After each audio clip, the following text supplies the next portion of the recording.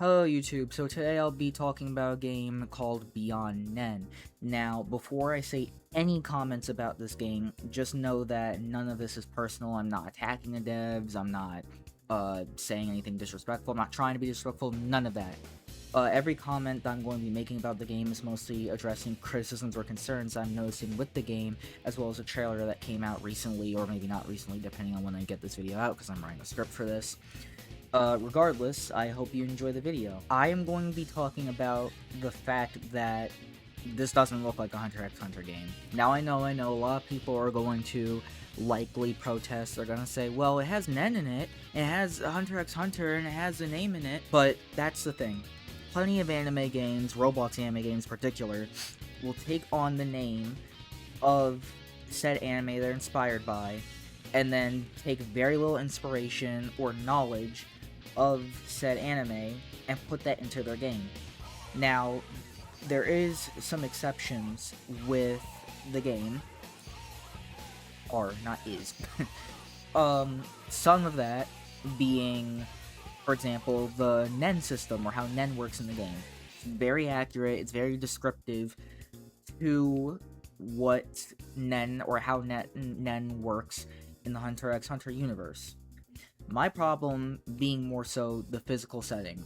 Now, presumably this game is supposed to take place on Whale Island as like the first starter island. And that's not the problem, particularly. My problem is more so with things like the outfits, for example. Hunter x Hunter characters aren't running around in like full suits of armor unless it's like tied to their Nen ability in some way. Or unless they basically they have an excuse to be wearing it, but not every person in that setting is like wearing a full suit of armor. Not to mention too, the setting, from my knowledge, Whale Island, like this is supposed, like Hunter x Hunter is all supposed to be taking place in the 1990, like from 1995 all the way to like up to 2001. I am not sure why the setting gives off your generic RPG like video game vibe that we've seen 1,000 times on Roblox. Fairy Tail Re being a good example of not taking pride of where it's supposed to be inspired by. Basically just taking the Fairy Tail name, but then the developers don't even know jack shit about Fairy Tail, very obviously. They're just throwing in a bunch of different anime subjects to make up for a lack of knowledge on the show. That is my first issue, and I would say that is not the biggest, especially since the devs seem to at least have knowledge on the basics of that game, and or not the game, of the of the anime. It feels as though the setting could use more work. That's really where I think they should focus on working on, particularly since other people in the comments I've seen feel or share this concern. I feel like this is something they could work on, especially with future maps. If they're making them for the game, they should try and make it accurate or similar to that universe as much as possible, because I know this game isn't meant to be like canon to the universe, whatever, like no shit, it's a anime Roblox game. But if you're making an anime game where people want to basically feel like in the universe of Hunter x Hunter, immersion is very important. Part of that is the setting that you're building your game on. Another issue about the game I want to talk about, and another trend I'm seeing with a lot of particularly Roblox anime games, or really a lot of Roblox games in general, is what I hoped not to be, or I hope not to be, a permadeath area, or any form of like permadeath in this game. And this is more so not a criticism, but a hope that the devs do not do. And I really, really hope that you care enough, or the devs care enough about their game to not add this. But from what I know, there's an area called the Mines. And this is an area where you have the chance of getting a higher reward, but at risk of basically having, like, you know, facing harder enemies, from what I'm getting from this. But considering how vague they were in this, proposed consequence in the area, I really hope the mines aren't permadeath. I am seeing way too many games, whether they be Roblox anime games, or whether they be independent projects, or just making their own universe, whatever, add permadeath to a game that doesn't need it. Permadeath does not work for most games, because most of these games are not built to work with permadeath. The best example of this, in my opinion, is, and this is gonna be another shot at Fairy Tail Re, but that game already is very difficult by nature. you already lose access, or you already lose large sums of your money to the point where there's literally a skill in that game where your losses are reduced when you die. You already lose resources and objects when you drop shit and die in that game. There's no reason to have permadeath when the game is not just buggy, but it's already punishing as is, and the grind is really long. Furthermore, there was another game that came out, I don't remember the name, but if I do remember what it is, I will put a picture of it right here, right now, and that game removed permadeath. And one thing I was seeing in the comments, and one thing I was seeing on the video, was that people were complaining about the permadeath being removed. And do you want to know the main reason why all these people wanted to keep permadeath? I'll let you guess. It's because they wanted to start killing and wiping players.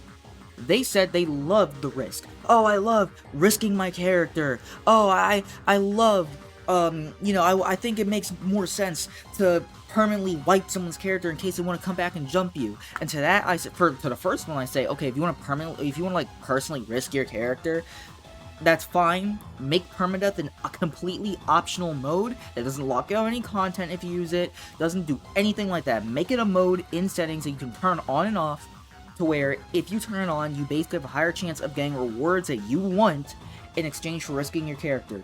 And you are told that's automatically off, and you have a choice of having it on if you want to. If you are more concerned about getting jumped by people in a game as opposed to having your character wiped, then you clearly have not played you've played Deep Woken. I just feel like these people are just in denial about what that's actually going to be used for, because you're still going to get jumped. It's just the difference is that you're going to get jumped and you have the chance of losing your character after you get jumped. That's really what it is. These people just want an excuse to kill and wipe players and make the game miserable. And to that I say, if you want Deep Woken 2, go Deep Woken 2. This is a stance I've held for the longest time. Stop telling games that aren't meant to be Deep Woken to make effectively just Deep Woken 2. Stop with the parrying combat that isn't necessary or needed for their game, or just doesn't hold a basis in their game. Stop telling them to have permadeath in a game that doesn't need it, when it needs to focus on making an actual good game. If you want Deep Woken 2, just ask the Deep Woken devs to make Deep Woken 2, or ask them to make Deep Woken. Stop getting on other devs' games and telling them to make their game that has nothing to do with permadeath, has nothing to do with any of those concepts, none of that, into a permadeath game. You are miserable and you are annoying. Do not fucking tell devs to add that shit.